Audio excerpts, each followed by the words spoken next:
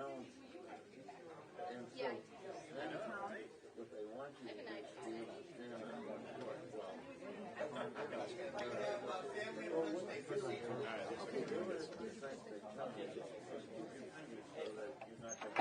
last thing they want you to do is, you know, that's the point of that.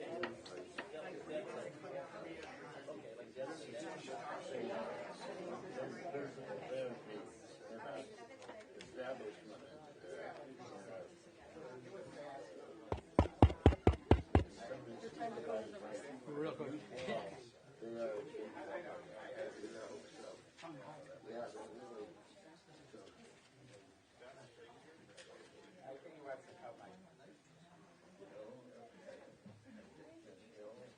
I don't know. You know,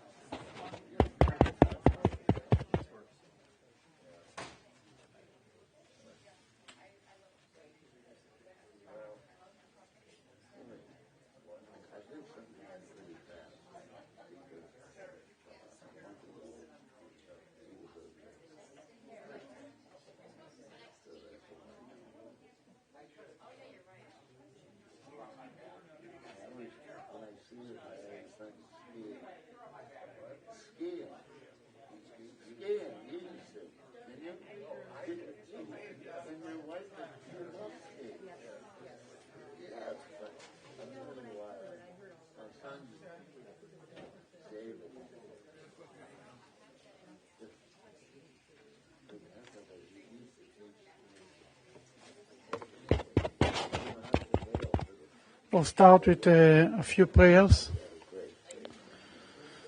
from the book of Psalms. אשרי האיש אשר לא הלך בעצת רשעים, ובדרך חטאים לא עמד, ובמושב לצים לא ישב.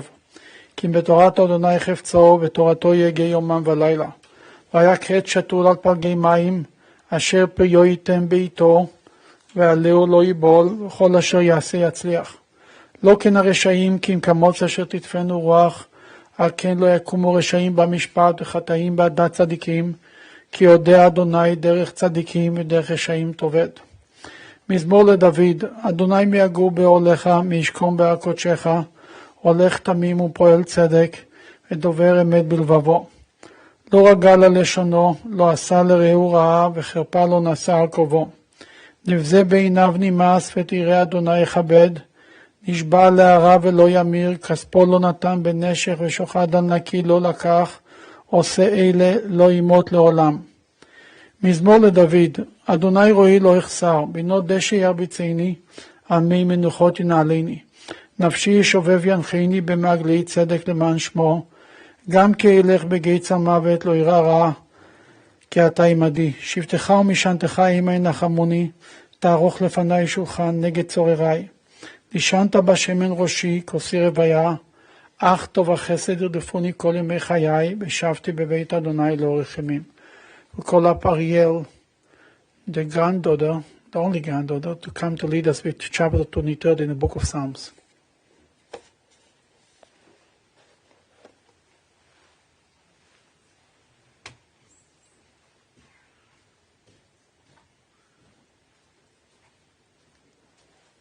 The Lord is my shepherd, I shall not want.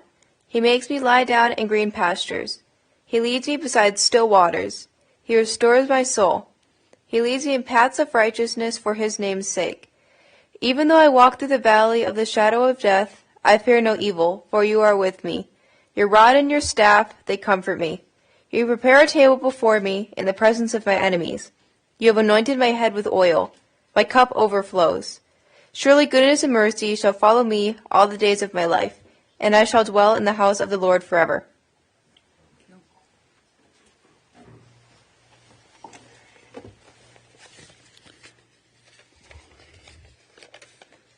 I met the Klein, your father, your grandfather, just a few years ago.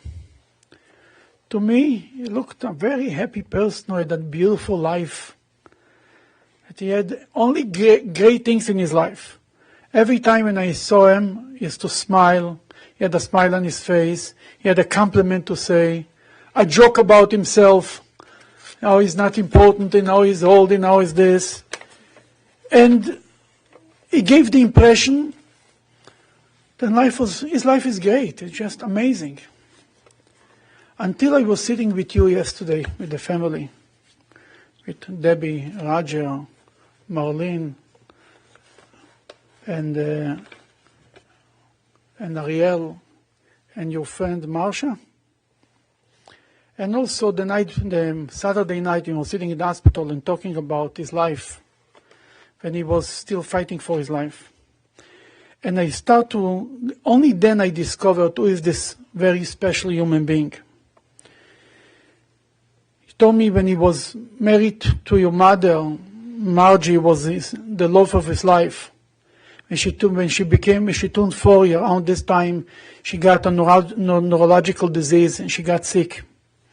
She was sick for 15 years, 15. And your father took care of her. Richard took care of her in an unbelievable way.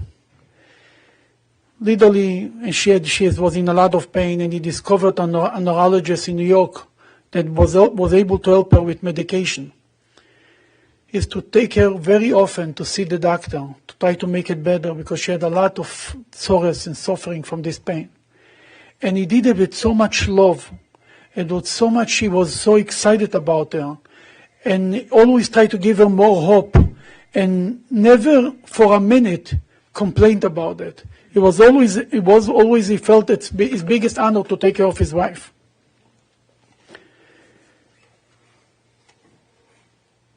And during this time, his father passed away.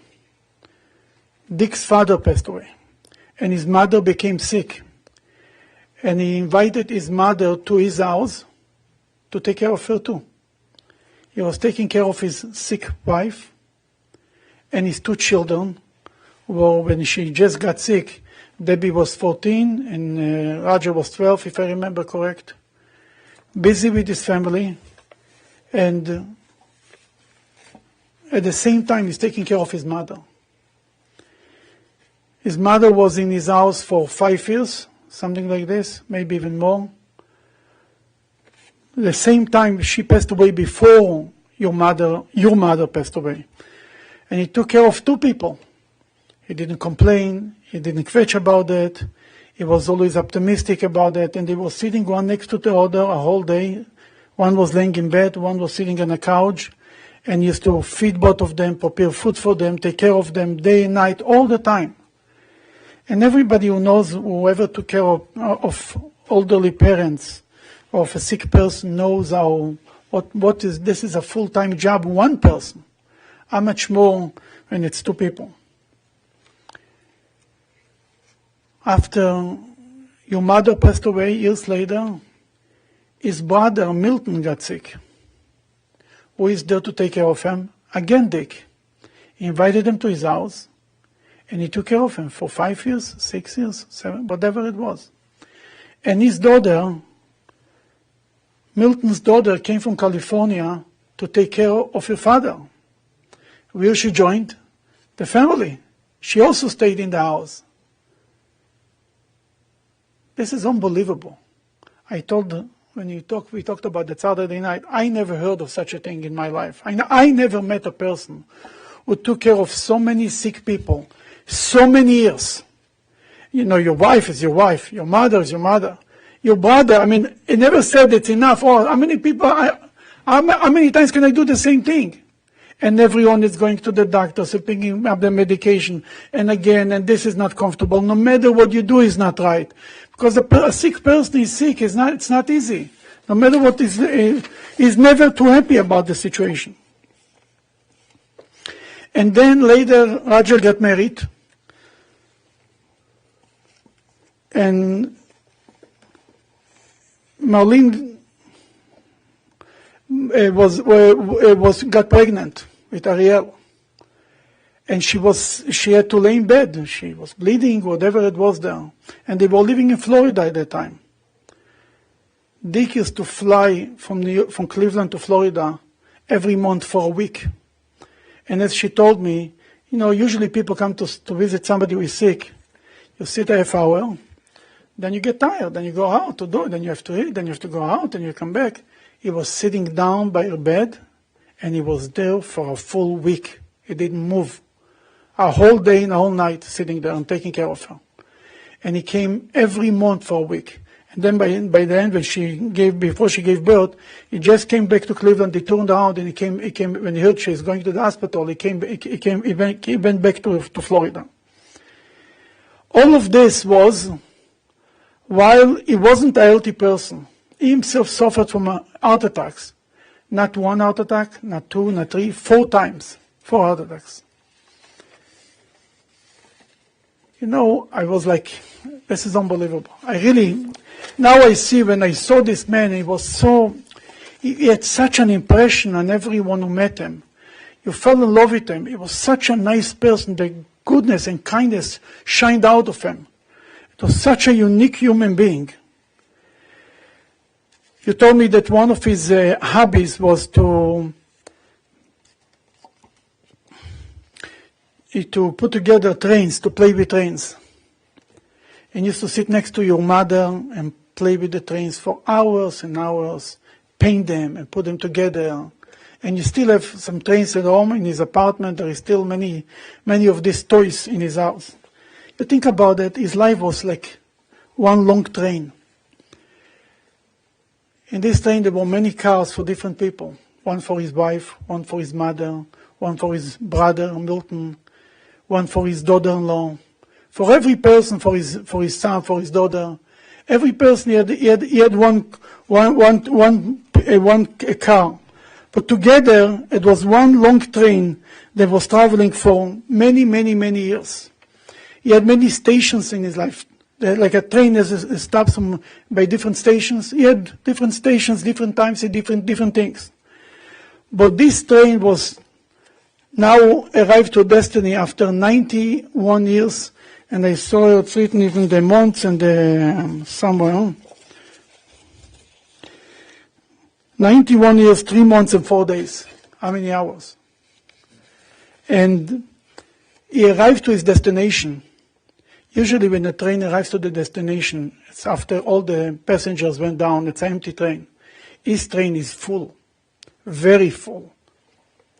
Full of love that people have to him, his employees, his friends, and his family. I saw how you guys took care of him in the last few years. So much love was there, and I heard that Debbie used to go to him every night, cook for him supper, and stay with him for hours until he falls asleep. And Jen, 3-4 o'clock in the morning, leaves his apartment and go to your own place. And you, Roger, and Marlene, and Ariel, all of you took care of him. And there was so much love there. Well, all what he gave to you, you gave back, because life is like a mirror. When you love somebody, it's impossible that he will not like you, that he will not love you back.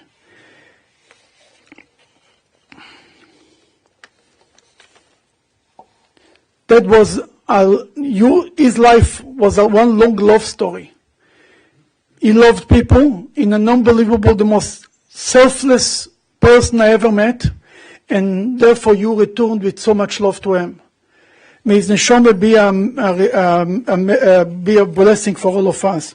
Tehi nishmato tzura b'tzorah chaim. And now we'll ask from Roger, and then from the rest of the family, whoever wants to speak. Whatever wants.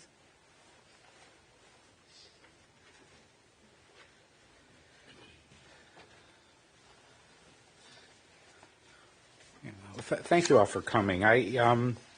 there'll be a little redundancy here. We don't give a lot of time, in the Orthodox, so I didn't have a chance to shorten this, but I wanted to tell some really personal feelings, experiences about my dad. Although we knew this day would come, it was impossible to consider it. Many of us have great parents. We love them. We could talk for hours about them. I won't do that. And my father had a blessed life. It was meaningful, and he had a lot of happiness.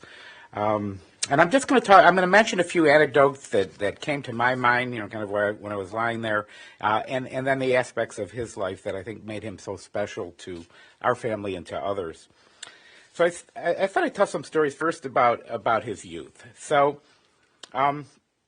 like other struggling, upwardly mobile Jewish immigrants of the time, my grandparents, and especially my grandmother, knew the place to live in Cleveland was Shaker Heights. They were hardworking people, but they gradually made the trek up from Kinsman into Shaker like many others. The problem is that they forgot to tell my father. So one day, he walked home from elementary school as a small child to find their house empty because they had moved. And so they moved without telling him. And this began the resourcefulness that stayed with him throughout his life. He somehow figured out how to reunite himself with my grandparents, and everything was okay. So at that time, Shaker still had restrictive covenants, and Jews were new and not necessarily welcomed by everybody there. And somebody even threw mud on their house when they first moved. And there was a tough boy nearby who started up with my dad, and they had a number of scuffles. They used to fight. And my dad was a scrappy guy, he's a tough guy. So it sounds like they usually fought to a draw. But eventually, they became longtime friends, and I even was friends with his kids. So I'm not sure if there are lessons here for world peace, but that was how things worked out with my dad. He never stayed could never stay in a battle. He always figured out a way to make things work. So my dad often talked about his high school days, which he absolutely loved. And Shaker in those days was one of the nation's top, most affluent suburban areas. And so as a middle-class kid growing up around all those rich people, his way to stand out was in sports. And so, believe it or not, as small as he was, he actually played varsity football. And he told stories of Paul Brown, who was from Cleveland Browns, lived around the corner, and he used to walk back and forth home from practice with his teammate Robin Brown, and had many stories to tell, which we don't have time to get into. But being small, wrestling was really where his heart was. So that gave him the opportunity to compete one-on-one with athletes of the same size. And he got into the sport through my Uncle Milton, Dr. Milton, who won the state championship and later captained Ohio State's wrestling team. And my dad placed in the state twice, but he always lamented losing a semifinal match to the winner by a point, feeling he should have just given a little more effort. And that stayed with him his whole life. But whenever we ran into his old high school classmates, after he introduced me, they always brought up wrestling. It was always never stopped. And after one such meeting, I finally had to ask him the question. And I said, Dad, don't you think maybe you should have studied a bit more? So moving on to college, he started school at CWRU at Case, and he lived at home and hated it. He was promised a scholarship, but he had to play two sports. And the school reneged on it after the coach. He showed up for football, and they told him he was too small, and they wouldn't give him a chance to play. So, and then for unclear reasons, he took just this enormous course load, which I never understood, and he just hated it. So the next year, he transferred to Bowling Green to be with his best friend, Jimmy Hirsch, who has long since deceased. So at Bowling Green, he actually made the football team, believe it or not, until a dislocated shoulder ended his athletics for good. And there were lots of great stories, but the one that stands out to me the most was how he used to fly home on the weekends from Bowling Green. And Jimmy was one of those rich kids from Shaker who had an airplane. And he and Jimmy would fly that plane back and forth from Cleveland to Bowling Green. And it's sounded to me as if beer was sometimes involved. Now, and many, many times I thought about how lucky Debbie and I were actually to have been born. But I guess that's how it was in those days. So some of our happiest times were when Debbie and I were young. My parents' first house was a small bungalow in Lyndhurst. There were children on the street with whom we made good friends with the kids and the families. And one family whom we stayed friends with for many years, always invited us over to celebrate Christmas. And forgive. But that's how my dad was. He knew we were Jewish, but he always had respect for everybody else, and he was happy to let them celebrate their holidays and for us to contribute to that celebration. And that was a pattern he kept through much of his life. My father had worked hard. He put himself through law school and was starting his career, but he was always there for us, for my mom, my grandparents, and he was always there to toss a ball with me, never missed a Little League game. He just was just as great a father as you could ever imagine. And some of my best memories are hanging out at the Cuyahoga County Courthouse as a boy. When my father's working at the court. And in those days, he even worked on Saturdays. And what impressed me the most from that time was how many friends he made and how those he worked with, and really these were all the reports up to him, they liked and respected him. And he developed many, many long-term relationships that he maintained until his last days. And I've been in touch with some of the folks. When he left the court, he took his secretary with him. He had hired her out of high school when she was 18. And she stayed with him in private practice until he went to semi-retirement, moving his office to his house, many, many years later. During that time, she had small children, and he was a pioneer in the creation of flexible hours and homework. So he bought her a typewriter. She could work at home. For years, he picked her up most days in Independence by Rockside in 77, so she wouldn't have to drive downtown and could avoid paying for the parking. We celebrated every Thanksgiving and Christmas with their entire family. No, I know you're. I'm just kidding. I shouldn't kid, maybe, but anyway.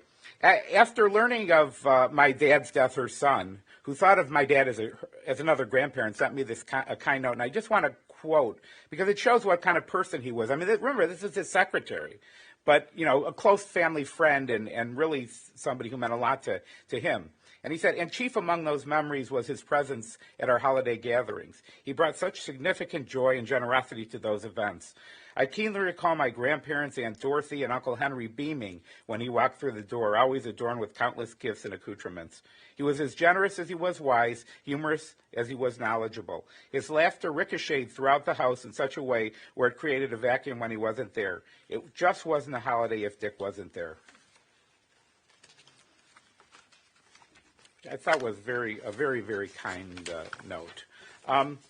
So my father was, his office was in with Gaines, Metzmont Gaines Stern in Investment Plaza, later changed to Ohio Savings Plaza, and I hung out there a lot. So I was down there all the time, and I just loved it. How I enjoyed those days. The office was busy. There were many terrific lawyers and staff. They taught me, they mentored me, and I actually became quite great friends with a lot of them. Just as they were friends with my dad. So once in a while we went to professional sporting events, but those were not a passion of his. He preferred watching me or the children of friends, and especially people who were wrestling, which he never gave up his love. But after Ted Bonda, who was also in the office, bought the Indians, we occasionally went to baseball games. Sometimes we went ourselves, sometimes with his secretary's families and others. And we would just relax and we'd eat hot dogs and hamburgers and enjoy sun in the game. And in those days, the outcomes of the games were actually even the season were determined early, usually not in Cleveland's favor. So my dad, hated the crowds. So we always ended up leaving. It was very frustrating. We almost always ended up leaving before the game was over. And the only time that I could get him to stay was when there was a tie. So if there was no tie, we had to leave in seventh inning. But we got to eat, but we had to leave. So I just, say a few words about my mother's illness, which, was kind of central to our being. She became bedridden with a very severe, really painful neurologic disorder when she was 40. Debbie was 15 and I was 12, as the rabbi said. And this was really the defining part of our lives. And in the midst of this turmoil, my father had gone into private law practice while becoming a caregiver for his wife and both the father and mother to his kids. In the contemporary world of disposable marriages and self-gratification, many other men might have left the situation. It was really, really difficult. My dad wasn't that kind of person. Every day he would pack me and my mom lunch before going to work, working on building a successful law practice while taking care of my mother, then coming home to prepare dinner for us. And as Rabbi mentioned, one of his few hobbies was model trains. So at night, he would sit with my mom, and he would sit and build and paint these components, elements of a train display, knowing that he would never set them up. So he would build them, and then they would just pile up, but he would never set up the train. And but he did it to keep her company. And, to sit there, that's the way he could keep himself occupied while she lied in bed. And he always diligently searched for cures. And so, this is going to sound odd until you understand the psychology behind it, but we used to go on these trips during high school to see evangelical Christian faith healers. And I know it sounds crazy, and my dad, of course, knew that nothing would ever come of this. There was a woman, Catherine Kuhlman. We used to get up when I was in high school. We'd get up and leave at 5 in the morning, drive to Pittsburgh. He'd take my mom there. I'd go with them, sleep in the car. And the rabbi mentioned hope. The reason he did this was not, of course, because he thought that this was going to work, but because he wanted my mother to have hope. He understood the psychology that she needed.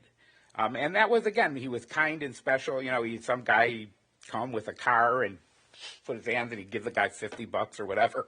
And, and guy would drive away and, obviously nothing changed. But it made my mom feel good, and that was why he did it. So he found the doctor that the rabbi mentioned, Dr. Stanley Fahn at Columbia Presbyterian Hospital, where he was the H. Houston Merritt Professor of Neurology. H. Houston Merritt was like the most famous neurologist in the history of America. And Columbia was really the center of neurology, best department in the country, produced all the, many of the great department chairs. And Dr. Fahn's fellow, Susan Bressman, took care as a fellow of my mother. You have a fellow when you have an attending. And my mom was like her first patient, one of her first patients. She may have been her first patient.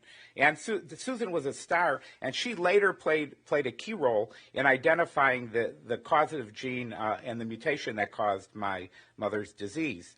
Eventually this group was able to control her symptoms and alleviate her pain. So she wasn't always in pain. She couldn't walk or really get out of it. She's so bedridden, but she wasn't always uncomfortable. Unfortunately, shortly thereafter, she developed metastatic ovarian cancer. So, this time we kind of knew it was over. The prognosis is really poor once ovarian cancer is a bad disease. Once it spreads, there's little you can do, and you don't usually recognize it until it has spread, and that's what happened. But still, he arranged, and we worked together on this, to have the best care, the best surgery for her. We made sure that and he made sure that all of her needs were met. And she had a prognosis of 1.5 years, and she lived almost 5 years because of that high quality care. And with her neurologic condition well controlled, he made the most of those years. He's always, everybody knows, always cheerful, always positive, always upbeat. And they went to dinner. They even occasionally traveled. So they actually, they had almost 5 pretty good years, even with my mother sick. The rabbi mentioned how my grandmother came to our house after my grandfather died, and this part I didn't tell you, but after my grandfather died, my grandmother moved in with us. But at first she was resistant because she didn't want to give up her independence.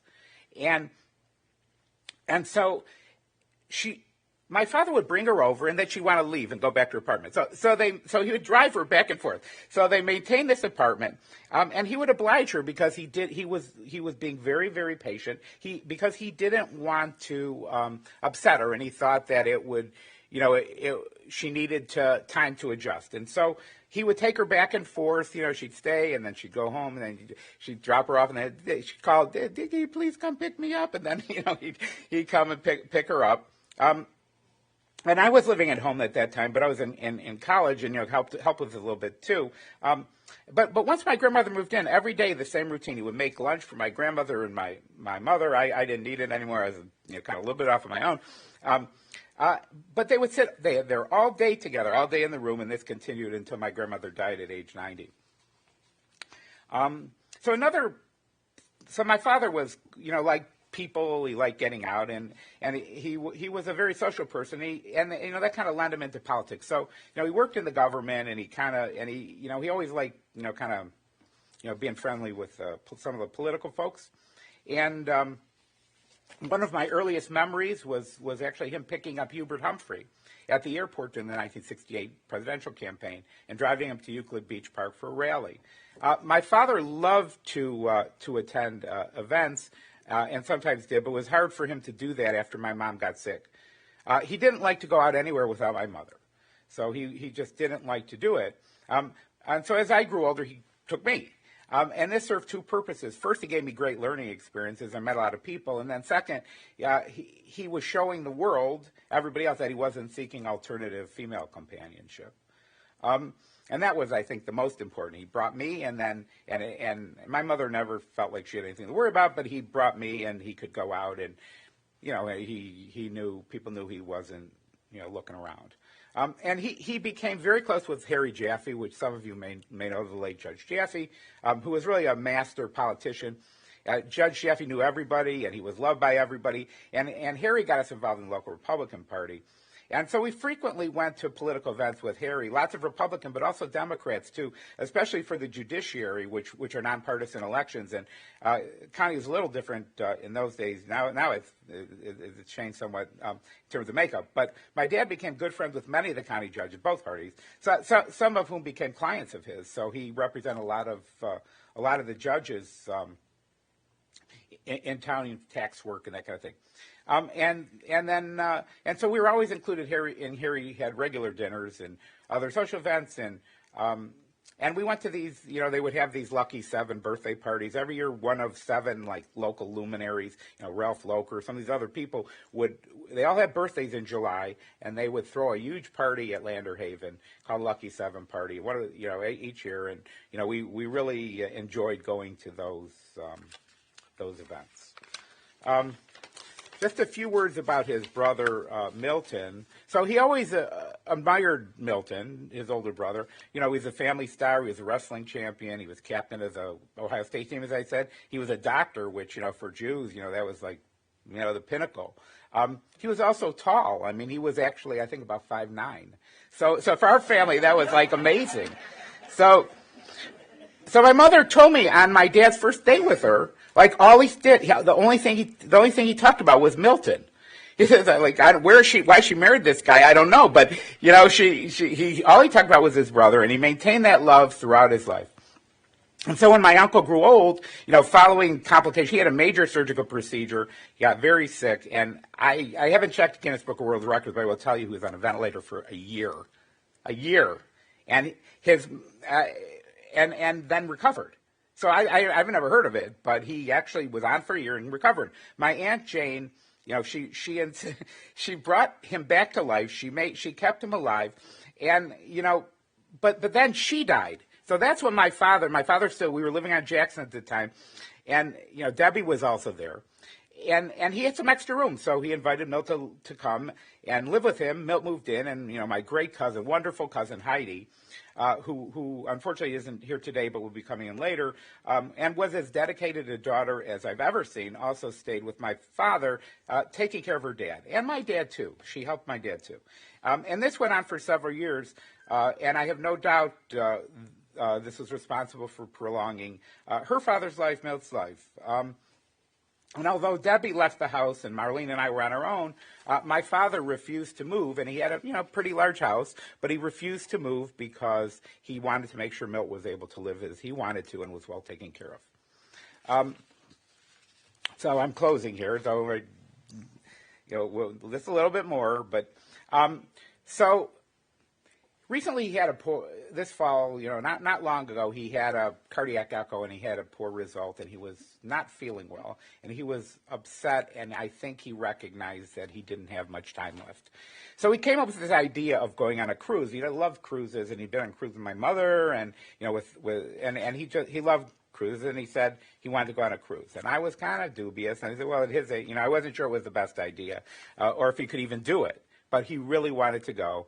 So I went along with the plan, and my Debbie unfortunately couldn't go. But Marlene and my dad, they booked this great cruise to the Eastern Caribbean, and it was perfect. I mean, the weather was idyllic. It was 80-plus sunny every single day. It was relaxing. It was fun, and lots of entertainment and food. He went to everything. We went to everything together, and he absolutely loved it. And so Marlene, my dad, Ariel, and I hung out, and we had some of the best times of our lives. And those 10 days, I think we will all cherish. Though they were so wonderful. They were wonderful for him, and they were wonderful for us. And I was very glad that he was able to do it. He'd been isolated in his apartment. The weather is bad. His older contemporaries, there's not a lot left. And I think it was just brought him back to life. And so then, coming back, he came back. Unfortunately, became sick kind of on the last day, and was in the hospital much of the. He was actually at home for a few days, and then ultimately he didn't want to go to the hospital. I ultimately had to send him to the hospital, or felt I had to, because I was hoping that we could, that he would be, he would get better. And during that week in the hospital, Debbie and Marlene and Ariel and I were continually at his bedside. It was very painful. It was a horrible week watching this rapid decline. And our family and some concerned hospital staff said to me, they said, Marlene, they said, take a break, go home and get some rest.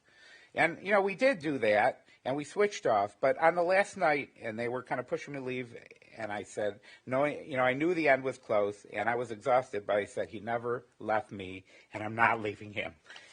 So we had a very nice, he was unconscious, he was sedated, but he was actually comfortable, and his sats were good, and he was quiet, and I fell asleep there, and when we stayed together, and that was our last night together, and stayed with him the whole time. So, just to end here, when I was young, my father used to say to me, he'd say, I have an angel on my shoulder. And I was much luckier than he because I had him. He was not just a loving father to Debbie and me, and later Marlene, but he was a colleague and a mentor and a close friend. We worked together in business, sometimes even in law. We were political allies and companions, and this was just on top of being a dad. My father was so central to my life and all of our family's life that I speak for all of us in saying it is hard to imagine being without him. And we'll continue to honor his memory. So thank you for listening.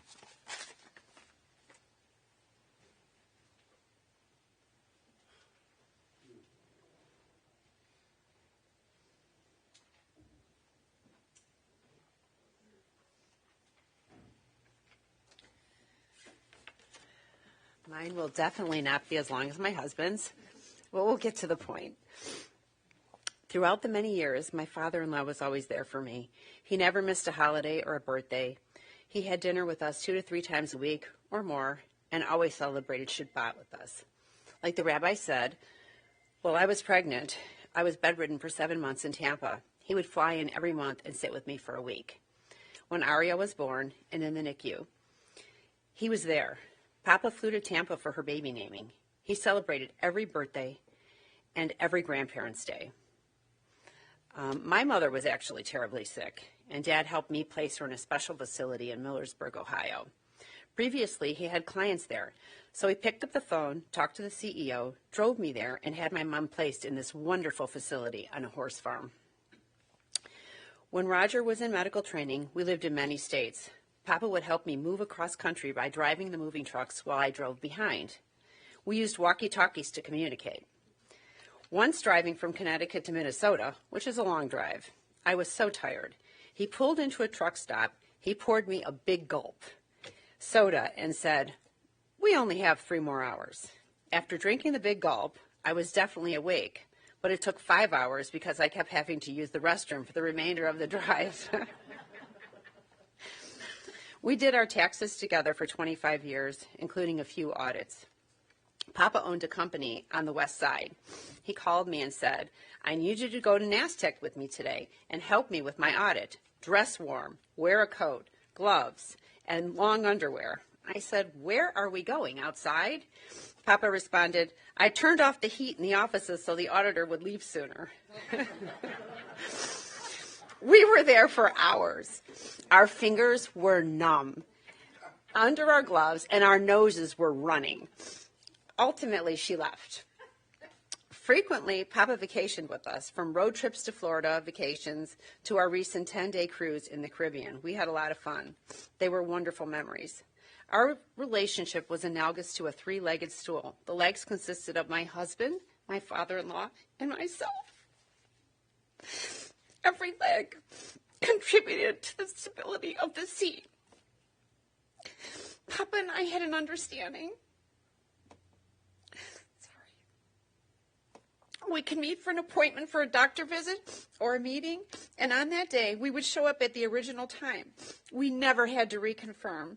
I knew he always would be there for me, and he knew I would always be there for him. I was so fortunate to have such a beautiful, loving, wonderful father-in-law. Thank you, Dad. I love you.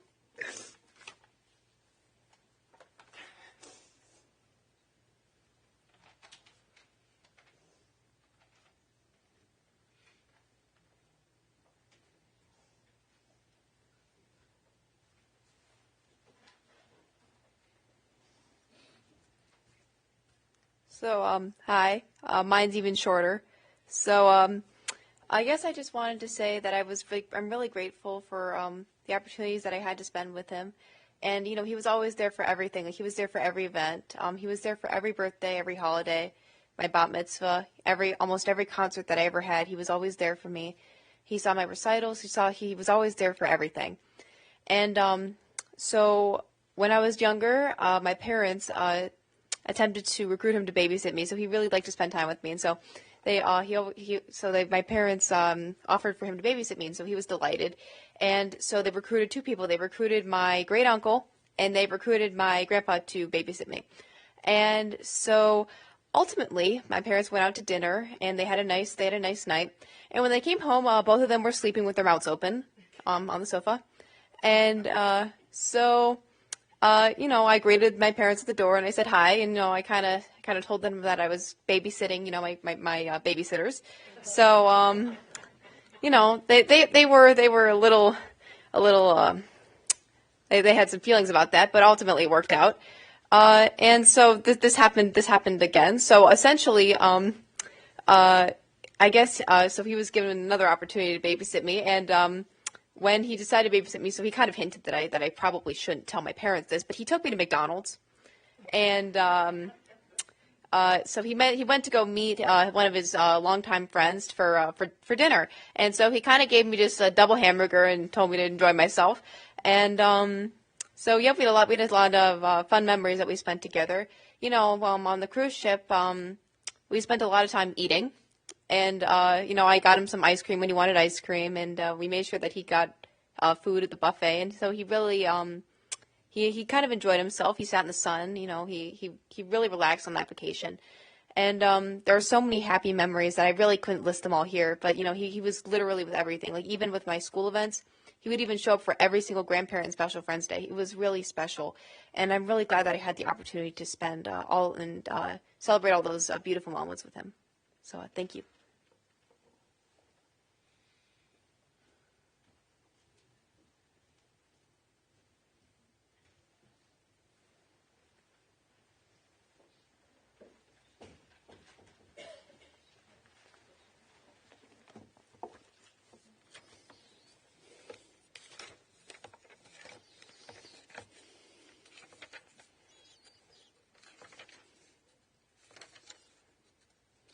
Please rise for the memorial service.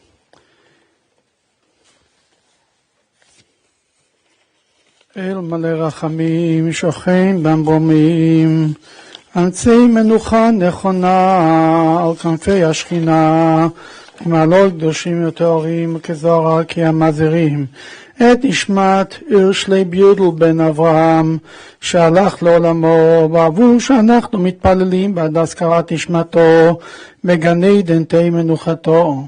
לכן בעל הרחמים יסתירהו בסתר כנפיו לעולמים, ויצרור בצרור החיים את נשמתו, אדוני ונחלתו, וינוח בשלום על משכבו, ונאמר אמן.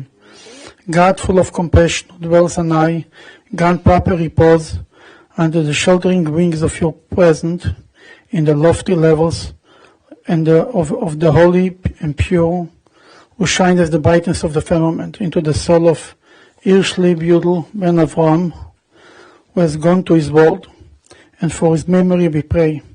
May his repose be in paradise. May the Master of Compassion bring him under the cover of God's wings, and bind his soul in the bond of life. May the Lord be his heritage, and may he repose on his resting place in peace. And let us say Amen. Amen. You may be seated.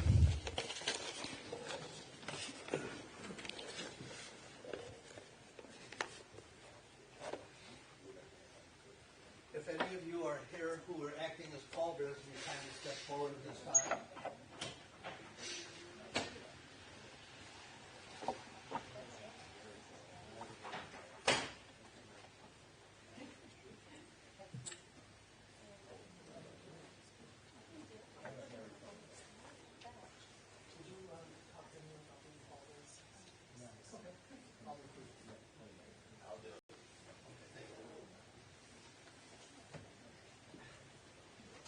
If any of you who will be going with us to the cemetery would act as pallbearers, the family would appreciate it. Thank you.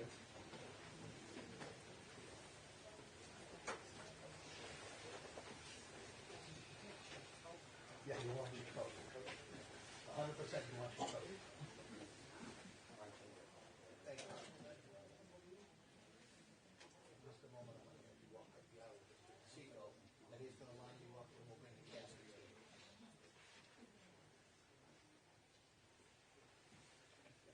Pallbearers, if you'll step up the aisle, please, with Mr. DeSico. You're going to follow these gentlemen. We're going to bring the casket to you. Okay. And we're going to help.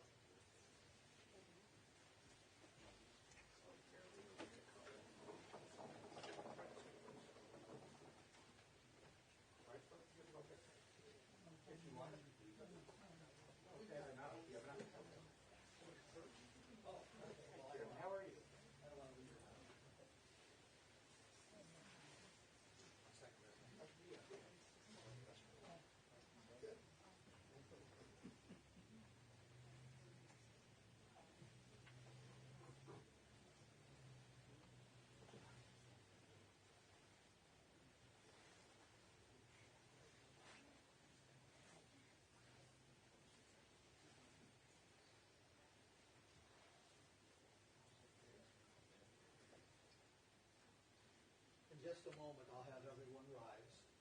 When we do that, I'll ask you to follow behind the casket, behind the family, going directly to your cars. If you're driving to the cemetery with us, you should exit to the rear of the chapel. That's where your cars are. Otherwise, you may choose to exit through the front if you were parked on the other side, and that'll be a more direct route for you.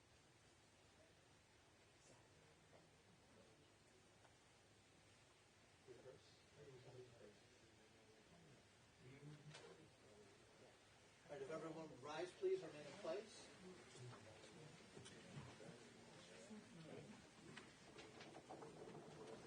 We're going to follow behind you.